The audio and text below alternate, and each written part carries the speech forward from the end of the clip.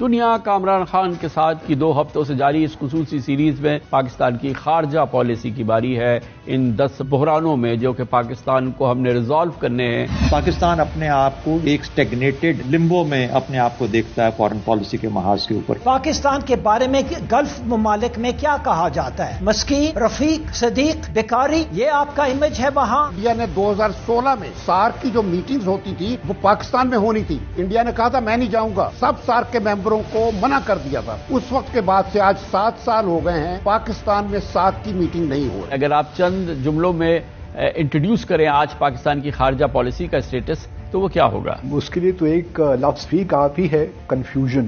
ہمارے decision making process میں بہت سے جھول ہیں، اسی لیے نہ ہم صحیح پالیسی بنا سکتے ہیں، اور اگر پالیسی بن بھی جاتی ہے تو اس کو صحیح معنوں میں امپلیمنٹ بھی ہم نہیں کر پاتے۔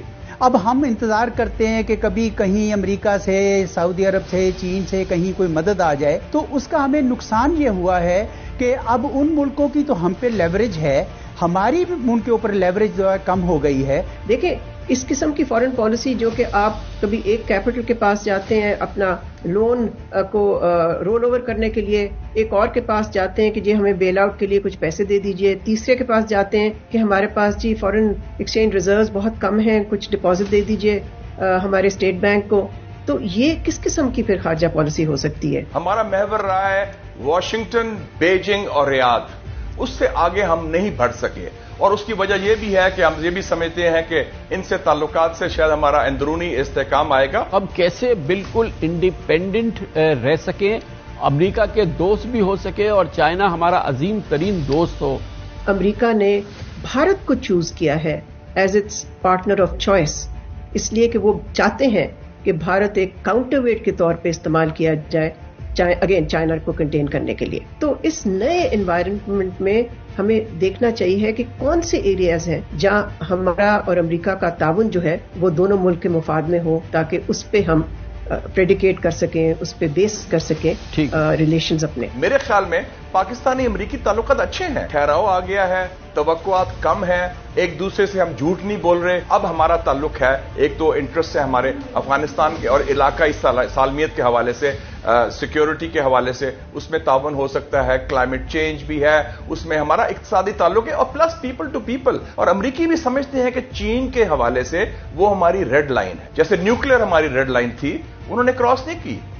چین ہماری ریڈ لائن ہے، امریکہ سمجھتا ہے، اور وہ کبھی نہیں کہے گا پاکستان کو کہ چین سے تعلقات علیحدہ ہوں۔ حالیہ چند دنوں کی ڈیولپمنٹ میں ہمیں لگ رہا ہے کہ افغانستان جو ہے وہ ایک بہت بڑا فارن پالیسی چیلنج بننے والا ہے، جو ہم نے اپنا انٹرنل سیکیورٹی کے حوالے سے فلش آؤٹ کرنے کا فیصلہ کیا ہے، جو الیگل افغان یہاں پر ہیں 1.8 ملین۔ تو اس چیلنج سے ہمیں کیسے نبردآزما ہونا چاہیے، اس کے لیے ہمیں اپنی پالیسیز کے اور اپنی سمت کے حوالے سے بہت کلیدی فیصلے کرنے ہیں۔ Between confrontation and appeasement, because ہم نے یا ہم کانفرنٹیشن کی طرف چلے جاتے ہیں یا ہم اپیزمنٹ کی طرف چلے جاتے ہیں۔ سو میں تو ہمیشہ ایڈوکیٹ کیا ٹف لو پالیسی، جس کا مطلب یہ ہے کہ آپ تعلقات نارمل رکھیں لیکن ساتھ ساتھ آپ ٹفنس دکھائیں اور اپنی لیوریج استعمال کریں تاکہ وہ رسپونڈ کریں آپ کے جو سلامتی کے کنسرنز ہیں۔ میں سمجھتا ہوں کہ یہ صحیح پالیسی ہے لیکن غلط وقت پر ہے۔ 40 سال سے آپ نے ایک بالکل ماڈل میزبانی کی، اور ایک دم ہم کہتے ہیں چٹکی کے ساتھ راتوں رات کہ ہم نے کہا جی 4 ہفتے میں 40 سال وہ رہے ہیں، 4 ہفتے میں فارغ ہو جاؤ۔ آپ کے سسٹم میں کیپیسٹی نہیں ہے، آپ کے تعلقات کابل سے خراب ہیں، آپ کے خلاف دہشت گردی بڑھ رہی ہے۔ خدا کا نام لیں، آپ نے کوئی نئی مکتی بائنی نہ کریٹ کریں اپنے شہروں کے اندر۔ یہ جو 18 لاکھ یا 20 لاکھ یا 15 لاکھ افغان مہاجرین ہیں جن کو آپ زبردستی ڈنڈے کے ذریعے نکالیں گے، وہ ممکن ہی نہیں ہوگا۔ ایسے اقدام نہ کریں جس کے بلو بیک ہوگا، جس کے نتائج خراب ہوں گے، اور یہ فیصلے ٹھنڈے دل سے ہوتے ہیں، سوچ سمجھ کے بعد ہوتے ہیں، اسٹریٹجک پلاننگ کے ساتھ ہوتے ہیں۔